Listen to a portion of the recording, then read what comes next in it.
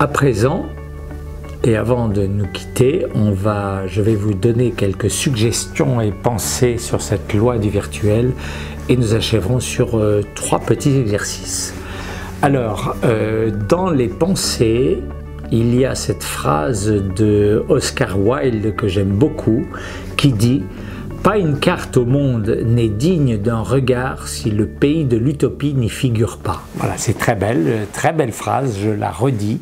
Pas une carte au monde n'est digne d'un regard si le pays de l'utopie n'y figure pas. Ça se connecte un peu à ce que je disais tout à l'heure sur la dimension de l'espoir. Voilà, c'est même si des choses peuvent sembler irréalistes, il y a une énergie fantastique dans le fait d'y croire et de croire à l'utopie. Voilà, c'est comme ça qu'on fait avancer les choses. Donc c'est une très belle énergie, surtout gardons cette flamme vivante. L'autre chose, c'est une phrase d'Albert Einstein, qui est souvent citée d'ailleurs, qui dit que l'imagination est plus importante que le savoir. Voilà, donc, et ça c'est surtout important dans nos... Vous savez, c'est ce qu'on dit sur l'enseignement, il vaut mieux une tête bien faite qu'une tête bien pleine. Et parfois on a tendance à robotiser un peu nos étudiants à force de leur obliger à emmagasiner plein de connaissances qui chassent un petit peu la dimension justement de la fantaisie et de l'imagination. Donc gardons aussi cette flamme vivante.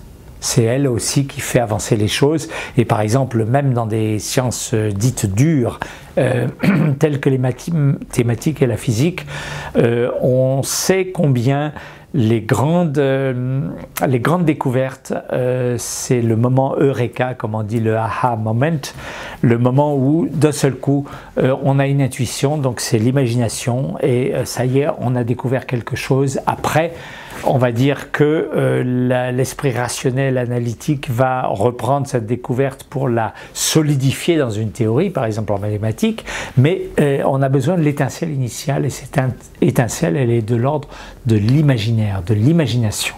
Voilà. Alors, autre chose, ça c'est Walt Disney, donc vraiment des noms, tout ça ce sont des noms bien connus qui ont fait leur preuve, on va dire. Pour réaliser une chose vraiment extraordinaire, commencez par la rêver. Donc c'est vraiment cette dimension du virtuel qui précède le réel. Voilà, et quand on pense à toutes ces œuvres extraordinaires d'imagination, tous ces films, on voit l'importance de la dimension du rêve, en tout cas dans certains domaines. Et dans la suggestion ou une autre pensée, une image que j'aime beaucoup concernant chacun de nous, notre individualité, c'est celle que nous sommes comme des icebergs, c'est-à-dire nous avons une partie visible et nous avons une partie invisible qui est extrêmement grande et qui est pratiquement illimitée et qui fait partie de notre richesse.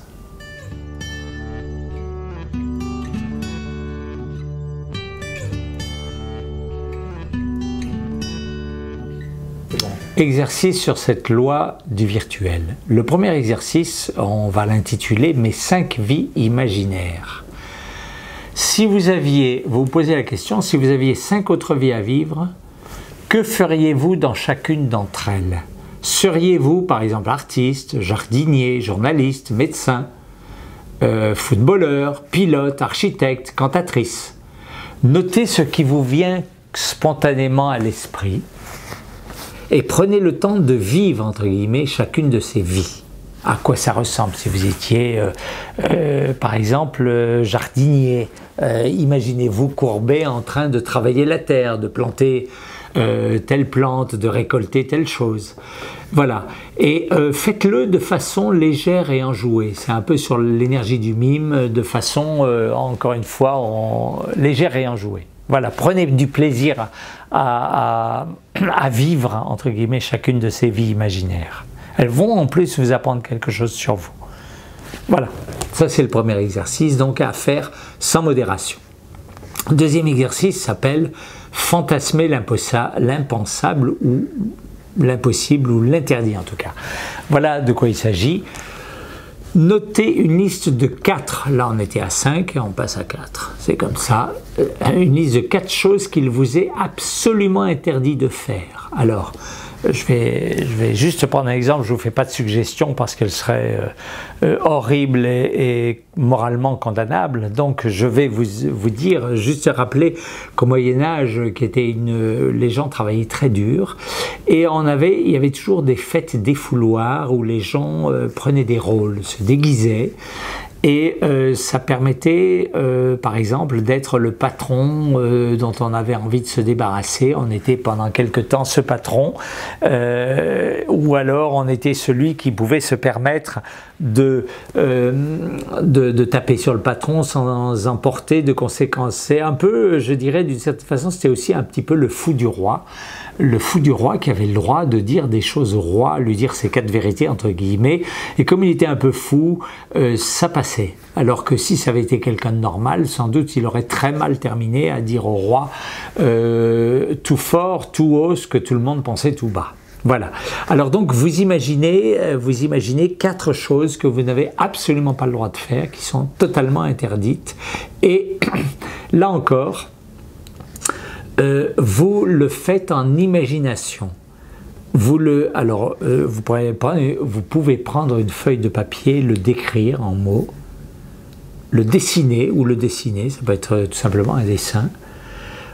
Puis vous mettez une musique entraînante, une musique rythmée, une musique par exemple brésilienne ou autre chose, mais qui fait que vraiment on n'a pas envie de rester sur sa chaise, mais que le rythme nous rentre dans la peau, et vous dansez chacune de ces choses. C'est-à-dire vous donnez libre cours à votre imagination et vous faites 4 tableaux successifs, ça peut être avec 4 musiques différentes ou la même, et vous vivez ces instants, on va dire, de transgression sociale.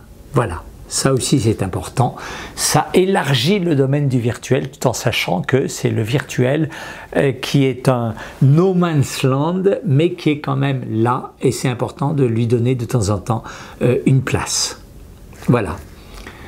3e et dernier exercice, c'est réécrire mon enfance.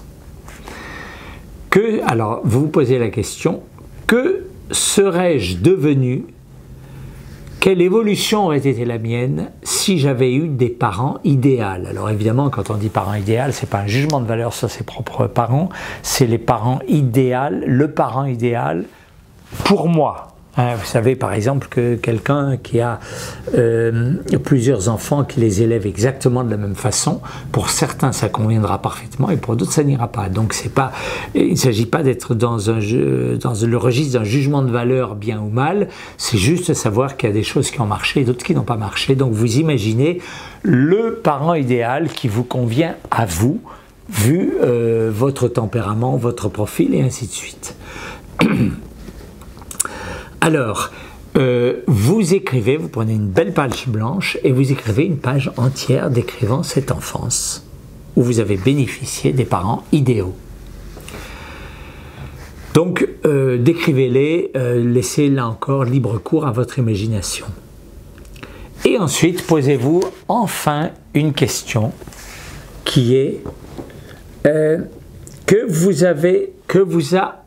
vous a-t-elle apporté cette enfance idéale? C'est-à-dire, si vous avez bénéficié de cette enfance avec des parents idéaux, que seriez-vous devenu? En gros, quel adulte seriez-vous devenu? Comment vous seriez-vous développé, épanoui?